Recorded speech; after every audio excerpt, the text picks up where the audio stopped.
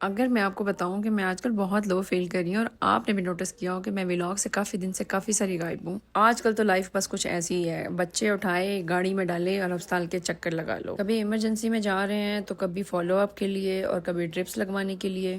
ابھی آپ نے فوری سے یہ کہہ دینا ہے کہ باجی آپ کو نظر لگی، سوشل میڈیا کی نصیب میں ہی صرف نظر ہے بھائی۔ ارے بھائی، اگر سوشل میڈیا پہ نہیں ہوگی تو کیا نظر نہیں لگے گی؟ کس کس سے چھپوں گی میں؟ بات یہاں صرف چھپنے کی نہیں ہے، سر پہ سوار نہیں کرنا اس چیز کو۔ اب اس میں ایک بہت ہی کروشل ایلیمنٹ ہے کہ یہ سب کچھ پردیس میں ہی بڑا نظر آتا ہے۔ بھی اس پردیس کی دکھی آتما بننے سے پہلے میں آپ کو یہ بات بتا دوں، بیمار تو انسان اپنے دیس میں بھی ہو جاتا ہے، تو ہم بہت پازیٹیو اپروچ کے ساتھ اس ولاگ کو لے کے چلتے ہیں۔ ان مسائل کے پیچھے چھپی نعمتوں کو کاؤنٹ کرتے ہیں جو کہ ہم اللہ کا شکر ادا کرتے کرتے تھک جائیں، مگر پھر بھی اللہ ہمیں اس فیز سے گزارے گا جب ہم اس کے شکر گزار ہو جائیں گے۔ اس بیمار ہونے کے پیچھے نا سب سے پہلے تو مجھے اپنی قدر آنے لگی کہ میں صرف گھر نہیں چلا رہی، بندے کے دفتر کے پیچھے بھی میرا ہی ہاتھ ہے۔ پردیس میں نا ایک دکھی بات تو یہ ضرور ہے، یہ بالکل ریئلٹی ہے کہ یہاں پہ کوئی نہیں ہوتا کرنے والا، کوئی نہیں ہوتا ہمارے بچوں کو دیکھنے والا، اور پھر بیچارے ایک بندے کے دفتر اور اس کے گھر کے مسائل اس پہ الگ۔ اس ساری سچویشنز میں نے کہا نا کہ ان مسائل کے پیچھے نعمتیں چھپی ہوتی ہیں۔ سب سے پہلے تو بندے کا جو کوآپریشن ان حالات میں دکھتا ہے نا، وہ اس سے پہلے نہیں دکھتا،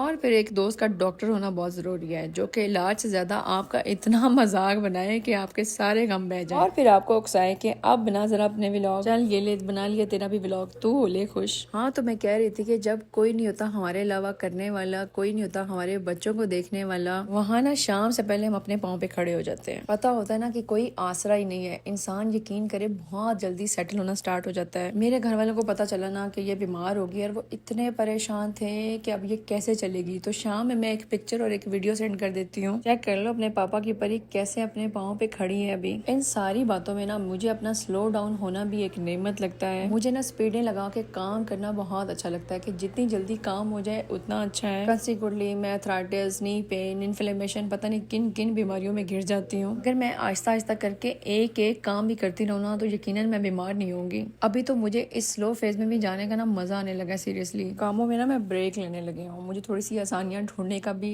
شوق آنے لگا ہے۔ دس از دا وے I am living my self, جو کہ میں بہت ٹائم سے خود کو اگنور کر رہی تھی اور کاموں میں سپیڈ لگانے کے چکر میں تھکی پڑی تھی۔